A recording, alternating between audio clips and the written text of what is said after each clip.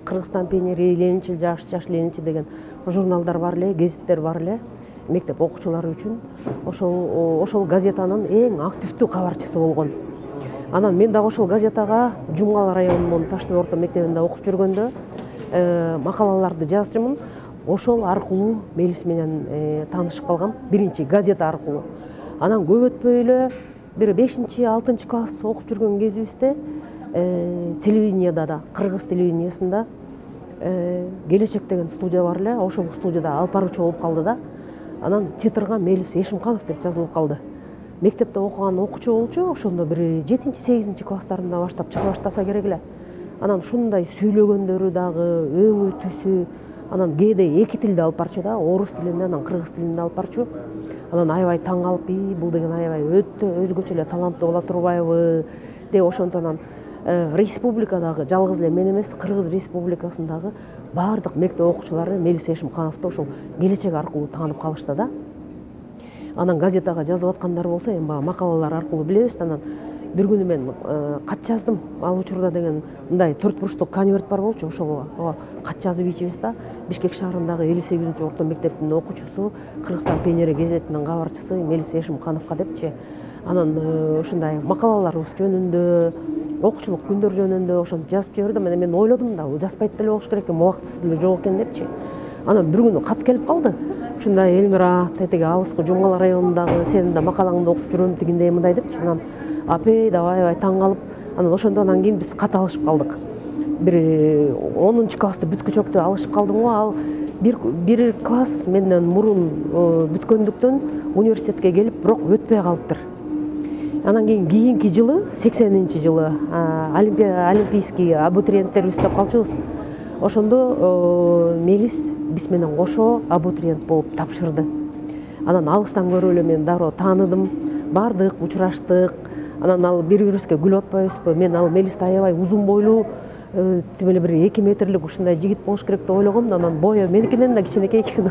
Ал болсо тескерисинче мен ойлоп тур аябай тиги бул жазгандары мындай жакшы, таасирдүү, анан бир шумдук, бир красавица кыз болсо керек деп ойлоп турду. Анан кийин бири-бирибизди көбүрөөп алып, анан күлүп атпайбызбы? Анан көрсөтөйүн дардайган, дордойгон эле бир тиги ушундай кыз турбайсыңбы, бир тоолук кыз турбайсыңбы депчи. Анан ооба деп анан күлүп, анан чогуу окуп калдык.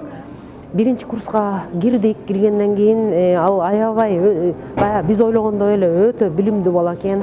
Орусчаны да, кыргызчаны да айтып атпайм, тиги Келечекте алып барчу, мен билчүмүн.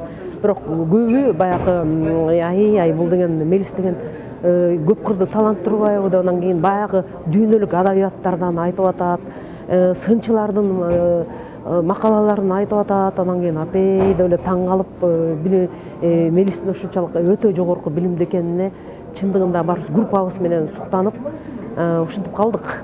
Анан биринчи курска чейин келди.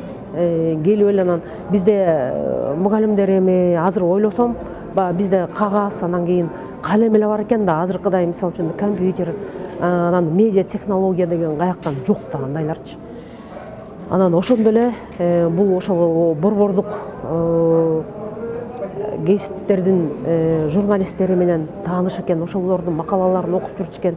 Керек болсо эл аралык журналисттердин макалаларын окуп жүрчү экен. Анан бир күнү Мамбет Сариф айтып калды: "Мелис, сен тиги эки тилде эркин сүйлөйсүң. Бияка ансыз деле тиги анда-санда эле келчи да, келип эле сессия учурунда келип, бирок жалаң бешке тапшырып алып кетип калчу да. Ансыз деле сен билесиң, андан көркчө бизге комсомолго кишилер керек болуп атат. Университеттин комсомол комитетинин секретары болчу" деп, ошол университетке комсомол комитетинин секретары кылып алып кетишти. Ошол менен бир жыл окудук. Андан кийин Мелисти анда-санда эле көрдүк.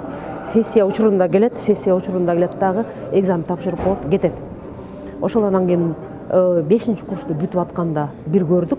Анан ошондо эле Мелистин бир башкача мындай реформатор экенин, креативный ой жүгүртүүлөрүн ошондо эле биз билчүбүз. Келечекте бул Мелистен бир укмуш инсан, адам чыгат деп ошондо эле билчүбүз. Чындыгында эле ошондой болду. Жалаң 5ке бүтүп кетти. Анан өзүңүздөр андан кийинки тагдырын өзүңүздөр билесиздер. Анан кийин чогуу Кыргыз телерадио корпорациясына башкы директор болуп келип калды. Ошондо чогуу иштештик. Жанагы Баракелде деген долбоор, Жылдыздар манежде деген долбоор оюн зоок долбоору ошол Мелистин учурунда чыккан. Мен автору болгом. Мага бир топ баягы жумуштарды да сунушташты, бирок айттым Мелиске: Мелис, эми сен турганда ушинтип, анан кийин курсташы келип алып ушинтиптир деп, биякта аябай кеп болот, сөз болот. Мен жөн эле эмне колуман эмне келет, ошону эле жасайын, иштеп жүргөн ишимди иштей берейин, кубайланайын, мага тийишпе дедим. Анан каткырып күлүп атпайбы: Элмира, сенден башка киши болсо, ооба, Мелис келе калды, давай бояка бола кал, тетияка боло, мени деги момта кал демек, сен наоборот кайра мен коеюн десе кайра качасың да депчи. Ошондон Мелис өзүнүн ошол журналисттик жолунда, тажрыйбасында бир чоң тамга менен өзүнүн атын калтырып кетти. Мен азыр ойлоп калам, боореки Мелис тирүү болуп, азыр бору ар кандай блогерлер чыгып атпайбы? Мен кыйынмын, мен ушундукмун депчи. Ошолорду көрсө, бул мөөнөтүнөн мурун эле өлүп калмак, инфаркт болупчу. Кокуй, булар эмне деп атат, эмне деп тантырап атат депчи. Ана эми айла жок, жаткан жери жайлуу болсун. Мына өзү кетсе дагы өзүнүн артында калтырып кеткен мурастары мына бүгүнкү күнгө чейин айтылып, Мелис Эшимканов деп лакапка айланып, ошол кыргыз журналистикасынын көч башындагы үлгү катарында келатат.